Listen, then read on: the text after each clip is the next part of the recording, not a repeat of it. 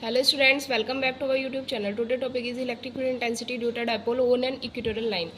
इस टॉपिक को समझने के लिए सबसे पहले हम इस डायग्राम को समझते हैं। देखिए हमारे पास एक डाइपोल है ए और बी, जिसको की लेंथ हमने 2a कंसीडर की है। अब इस डाइपोल के मिडिल को हमने नाम दिया है O। अब देखिए सबसे पहले हम ये समझेंगे कि इक्वेटोरियल लाइन होती क्या है। इक्वेटोरियल लाइन क्या है? डाइपोल का परपेंडिकुलर बाइसेक्टर होता है। परपेंडिकुलर बाइसेक्टर का मतलब जैसे हमारा ये डाइपोल है और इसका परपेंडिकुलर बाइसेक्टर हमारा ये है।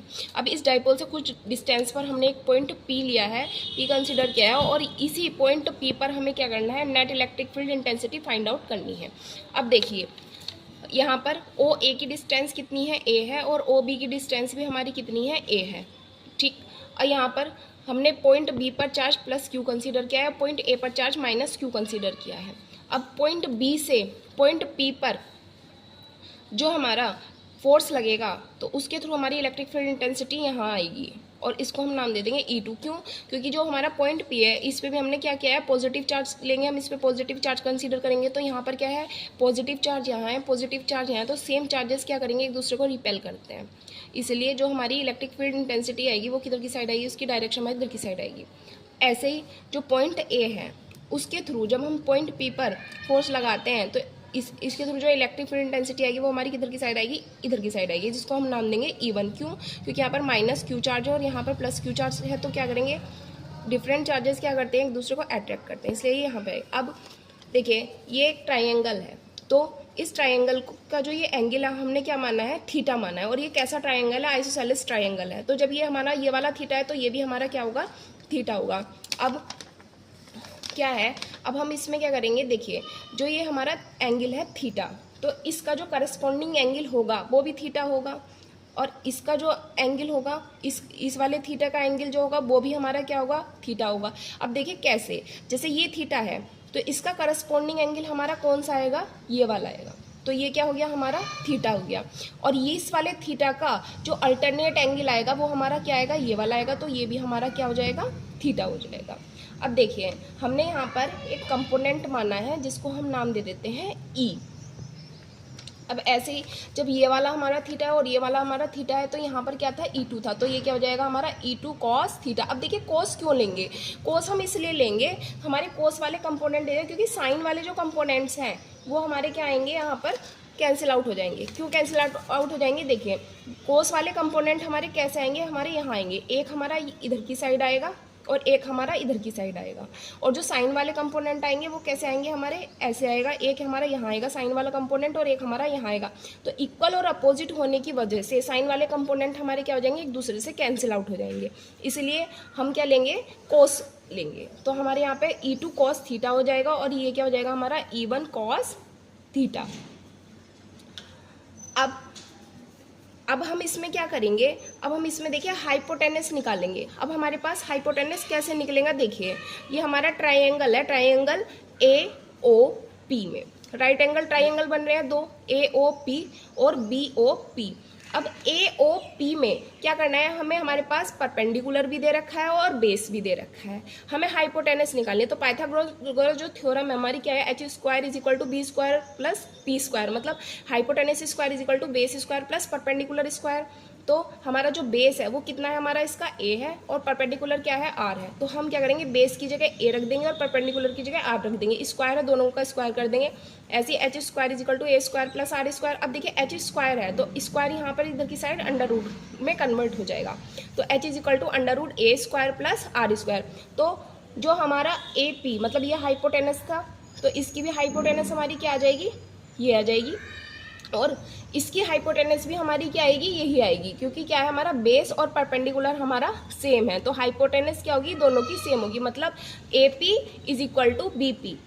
तो यहाँ पर AP is equal to BP है, तो इसीलिए जब हम E1 निकालेंगे, इलेक्ट्रिक फील्ड इंटेंसिटी जो हमारी पहली वाली है E1, इसको निकालेंगे तो 1/4πε0 Q upon under root A square plus R square का होल स्क्वायर आ जाएगी। ऐसे ही अब देखिए यहाँ पर अंडर रूट था, इसका स्क्वायर है, तो जब हम इसका स्क्वायर हटाएंगे तो यहाँ से अंडर रूट हट जाएगा, तो क्या आ जाएगा? 1/4πε0 Q upon A square plus R square. Equation number आ जाएगी ये अलोंग PA, ये PA के अलोंग आएगी। ऐसे ही अब E2 निकालेंगे तो 1/4πε0 Q upon under root A square plus R square का होल स्क्वायर। ऐसे ही ये अंडर रूट जो है ये हट जाएगा इसका, तो क्या बनेगा E2 is equal to 1/4πε Q upon A square plus R square. ये क्वेश्चन नंबर 2 बन जाएगी, लेकिन किसके अलोंग बनेगी, बीपी के, ये बनेगी हमारी बीपी के अलोंग। अब net electric field intensity find out करनी है, तो net electric field intensity find out करने के लिए हम क्या करेंगे, E1 cos theta plus E2 cos theta, जो ये हमारे दो कंपोनेंट्स थे, तो ये हम क्या कर देंगे, ऐड कर देंगे। तो E1 cos theta plus E2 cos theta, तो देखिए E1 कोस थीटा और E2 कोस थीटा है, ये हमने दोनों को ऐड कर दिया, तो E1 is equal to E2 हो जाता है। E1 is equal to E2 क्यों हो जाता है, देखिए E1 की वैल्यू भी सेम है और E2 की वैल्यू भी सेम है, इसीलिए हमारा E1 is equal to E2 हो गया। तो हम क्या कर देंगे, E2 की जगह E1 रख देंगे, तो क्या आ जाएगा E1 cos theta plus E1 cos theta, तो यहाँ पर हमारा आ जाएगा 2E1 cos थीटा। इसे हम मान लेंगे इक्वेशन नंबर 3। अब इक्वेशन नंबर 1 से हम E1 की जो वैल्यू है वो इक्वेशन नंबर 3 में पुटअप कर देंगे, तो देखिए क्या आ जाएगा, net electric field intensity is equal to 2 into 1/4πε Q into cos theta upon A square plus R, equation R square, इसको हम इक्वेशन नंबर 4 मान लेंगे। अब देखिए हमारे दो ट्राइंगल बन रहे हैं, राइट एंगल ट्राइंगल है, कौन कौन से हैं, AOP BOP। तो सबसे पहले हम देख लेते हैं राइट एंगल ट्राइंगल AOP में, देखिए क्या आएगा, राइट एंगल ट्राइंगल AOP में देखिए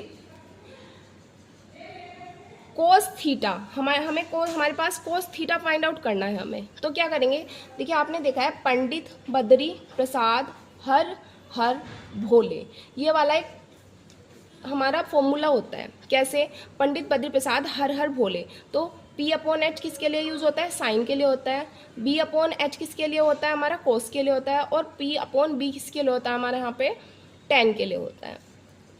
ये ट्रिग्नोमेट्री के फॉर्मूलेज होते हैं, तो इसी के अकॉर्डिंग हमें क्या करना है, कोस थीटा फाइंड आउट करना है। तो कोस थीटा क्या होता है, बेस अपॉन हाइपोटेनस, तो बेस अपॉन हाइपोटेनस हो गया, बेस हमारा कितना है a, और हाइपोटेनस हमने कितनी फाइंड आउट करी थी, under root A square plus R square. ऐसे ही हम कोस थीटा की वैल्यू फाइंड आउट करेंगे, तो a अपॉन, इसमें क्या करेंगे, A square plus R square की 1/2, मतलब क्या है, अंडर रूट को हम क्या कर देंगे 1/2 की फॉर्म में लिख देंगे यहाँ पर।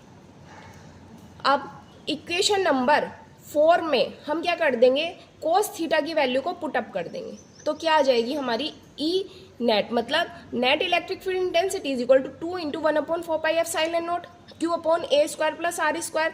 अब कोस थीटा की वैल्यू क्या आई हमारी, a upon A square plus R square की पावर 1/2, तो ये वैल्यू हमने कोस थीटा की यहाँ पर पुटअप कर दी।